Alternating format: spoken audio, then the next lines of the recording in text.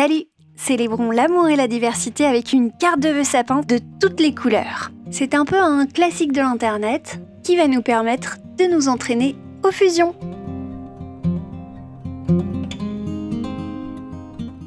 Commencez par attraper quelques couleurs assez franches dans votre palette et n'oubliez pas de surélever un petit peu votre papier pour créer une pente, ça va nous aider.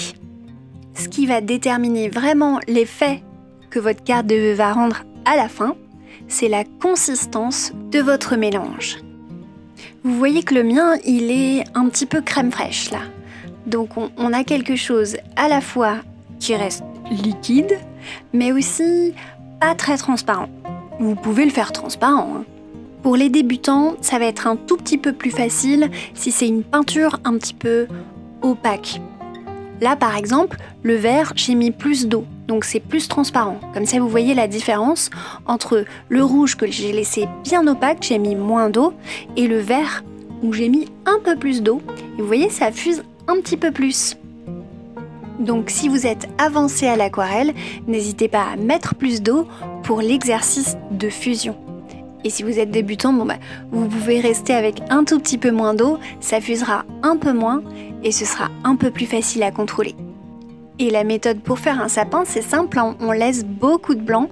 Vous faites les branches avec la pointe de votre pinceau, bien à la verticale et avec des petites touches. Le rouge était un tout petit peu moins joli, alors j'ai rajouté quelque chose qui donnait l'impression de faire un tronc là, pendant que c'était pas encore sec.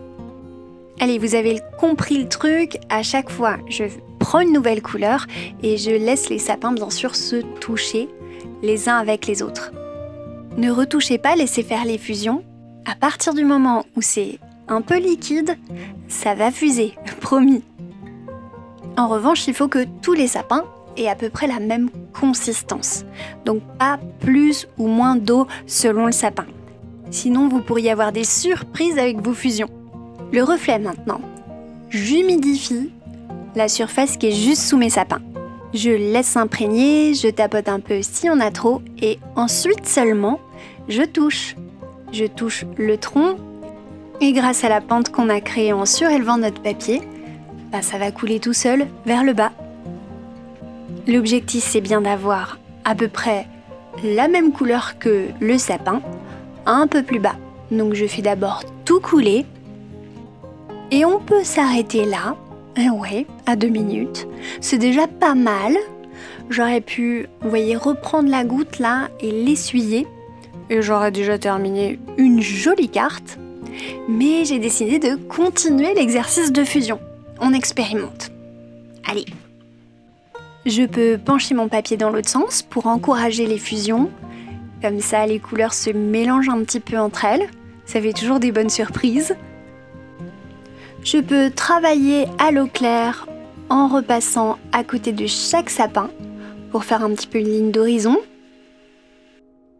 Je peux me dire qu'on est dans l'eau et aller combler le vide avec toujours de l'eau claire pour que ça fuse encore plus. C'est pas mal dans le mouillé, j'aime bien. Et puisque je suis sur quelque chose d'assez homogène maintenant, j'ai l'idée de faire un carré qui va être une surface optimale pour pouvoir mettre une inscription de Noël. Et moi je suis pas patiente, vous le savez, donc je vais sécher pour ça.